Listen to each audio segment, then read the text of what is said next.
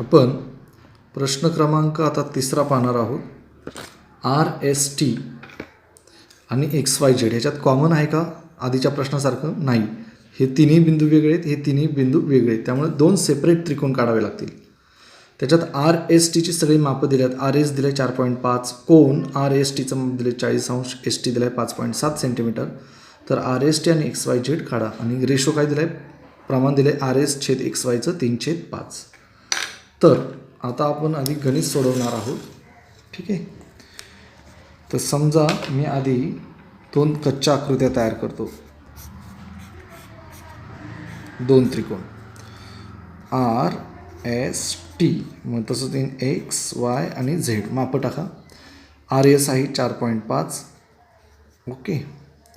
त्यानंतर RST कोन आहे 40 अंशाचा. ST आहे 5.7. तर नेहमी लक्षात ठेवा, हे 2 त्रिकोण कसे आहेत? समरूप आहेत. आता समरूप म्हटलं की त्याचे कोन एकरूप असतात. मग हा कोन 40 अंशाचा आहे, तर त्याचा हा संगत कोनसुद्धा 40 अंशाचा असेल. ओके. त्यानंतर RSची बाजू 4.5 आहे, तर ही किती असेल? तर ते आपल्याला ह्या गुणोत्तरावरून काढायचे. आधी ते सोडवत बसूयात. आता पहिलं, त्रिकोण RST समरूप त्रिकोण XYZ समरूप आहे. ह्याला आपण म्हणणार गिवन दिलेले आहे.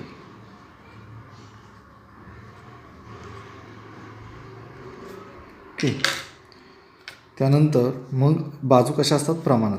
RSची संगत XYची, XYशी RS/XY, STची संगत YZची आणि RTची संगत XZशी. असं का असतं? कारण समरूप त्रिकोण म्हटलं की त्याच्या बाजू ह्या प्रमाणात असतात. Corresponding sides of similar triangle. समरूप त्रिकोणाच्या संगत बाजू. समरूप त्रिकोणाच्या कोणत्या बाजू आहेत? ह्या संगत बाजू. ओके. मग आता मापं टाका. RSचं माप किती आहे? 4.5. XY माहीत नाही. STचं माप किती? 5.7. YZ माहीत नाही. आणि RT आणि XY XZची गरज नाही आपल्याला, कारण जेवढ्यांची मापं दिले तेवढेच काढायचे. वाटलंच तर लिहूयात RT/XZ. त्यांचं प्रमाण किती दिलं आहे? 3/5. इथं लिहायचं राहिलं 3/5. इथे सुद्धा 3/5. आता मला सांगा, ह्याची किंमत माहिती आहे, XYची किंमत काढायची, STची किंमत माहिती आहे, YZची किंमत काढायची.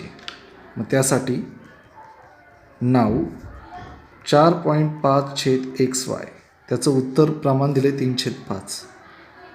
ह्याच्याशी तुलना करायची. तिरकस गुणाकार XY गुणिले 3 बरोबर 4.5 गुणिले 5 तिरकस गुणाकार.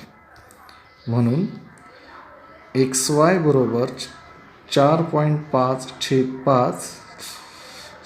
4.5 गुणिले 5, हे 3 गुणिले इकडे येताना काय होईल? भागिले 3. 15 त्रिक 45, 15 75, 7.5 सेंटीमीटर येईल. आता XYची किंमत मिळाली 7.5. तिथं लिहूयात 7.5.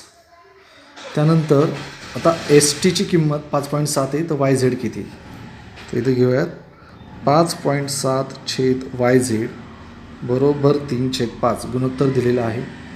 तिरकस गुणाकार YZ गुणिले किती? 3 बरोबर 5.7 गुणिले 5. म्हणून YZ बरोबर ह्या दोघांचा गुणाकार 5.7 गुणिले 5/3. इकडे गुणिले इकडे येताना काय होईल? भागिले. म्हणजे उभी पद्धत करण्याच्या ऐवजी मी आडवी पद्धत घेतोय. किती येत आहेत बघा बरं जरा.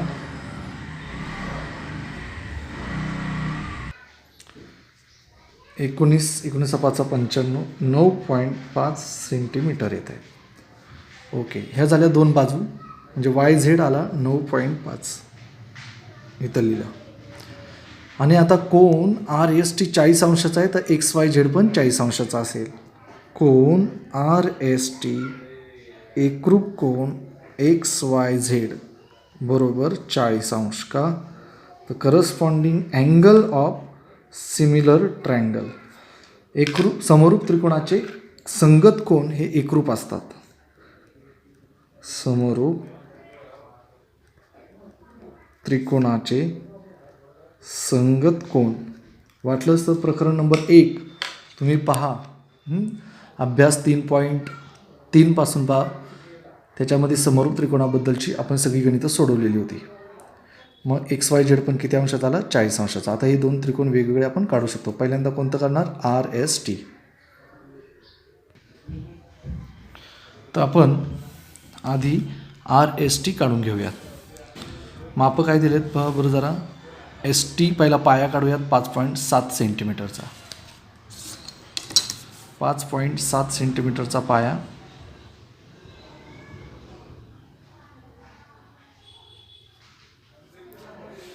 ओके दिसते.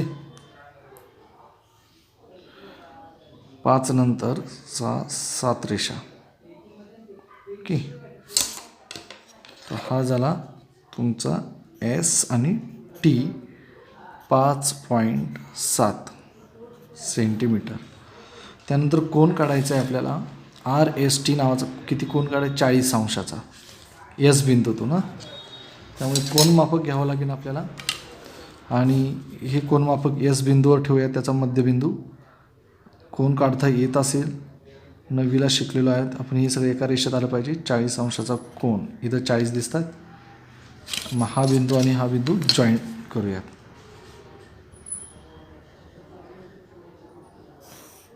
ओके ठीक आहे.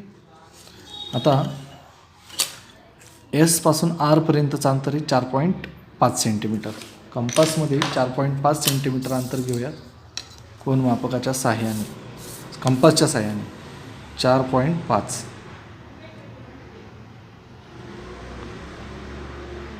ओके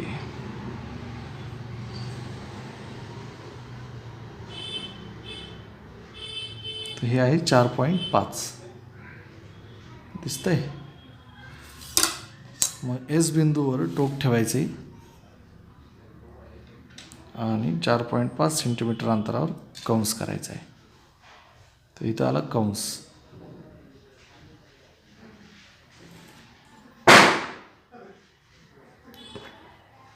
ओके 4.5 सेंटीमीटर अंतरावर इथं कोणता बिंदू असणार आहे तुमचा R. ही बाजू आहे 4.5 सेंटीमीटर आणि हा कोन किती अंशाचा काढला 40 अंशाचा. आता इथं जो कंस केला हा R बिंदू आणि T बिंदू जोडूयात.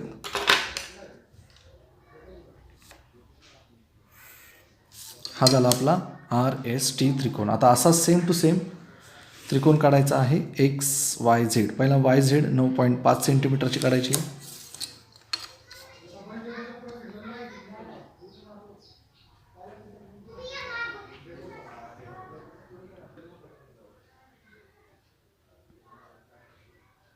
XYZ काढून घेऊयात. XYZ पहिला पाया किती 9.5. तर पट्टीवर 9.5 घेऊयात. ओके 9.5 नाव देऊयात Y आणि Z 9.5 सेंटीमीटर. Y कोन किती अंशाचा आहे 40 अंशाचा आहे. जितका हा कोन 40 आहे त्याचा हा पण कोन 40 आहे कारण का समरूप त्रिकोणामध्ये कोन एकरूप असतात.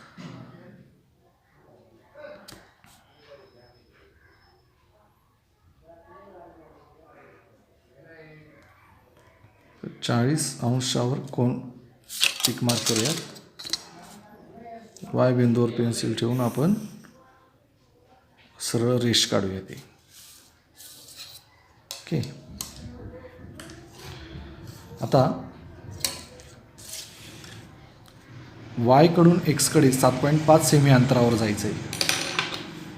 Y कडून इकडे X ह्या रेषेवर असेल कुठेतरी 7.5 सेंटीमीटर अंतर घेऊयात. पट्टीने मोजूयात.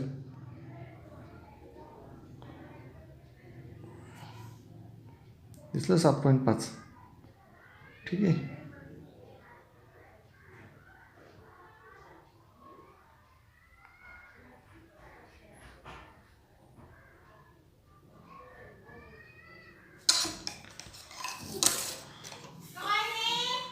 7.5 सेंटीमीटर अंतरावर आपण वाय बिंदूवर टोक ठेवून कंस करणार आहोत. ओके. आणि मग हा बिंदू आणि झेड बिंदू एकमेकांना जोडणार.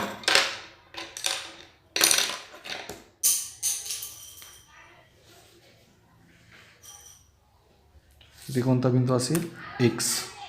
पेन्सिल तुटली.